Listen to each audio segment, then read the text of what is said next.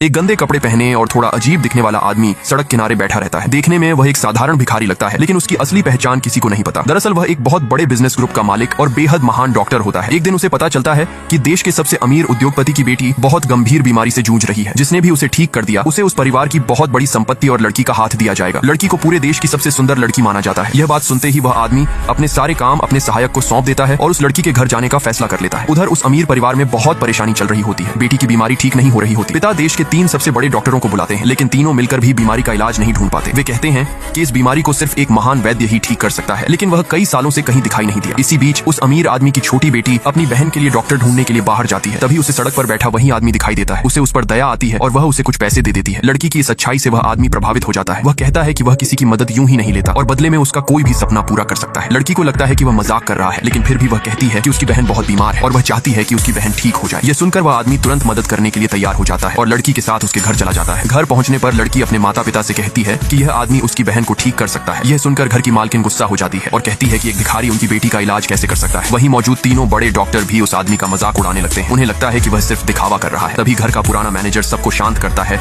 और कहता है कि जब बड़े बड़े डॉक्टर भी इलाज नहीं कर पाए तो एक बार इसे भी मौका दे देना चाहिए। आखिरकार सब लोग मान जाते हैं और उसे कोशिश करने की इजाजत दे देते हैं। वह आदमी लड़की की हालत देखकर तुरंत बता देता है कि उसे एक बहुत ही दुर्लभ बीमारी है। यह सुनकर डॉक्टर कहते हैं कि ऐसी कोई बीमारी मेडिकल में नहीं होती। आदमी बस हल्के से मुस्कुरा देता है। फिर अचानक वही डॉक्टर जो सबसे ज्यादा बोल रहा था जमीन पर गिरकर तड़पने लगता है। आदमी कहता है कि यह उसकी पुरानी बीमारी है। अब सब लोग समझ जाते हैं कि यह आदमी साधारण नहीं है और उसे इलाज करने की अनुमति दे दी जाती है। फिर वह कहता है कि बाथरूम में गर्म पानी तैयार किया जाए। इसके बाद वह बीमार लड़की को उठाकर बाथरूम के अंदर ले जाता है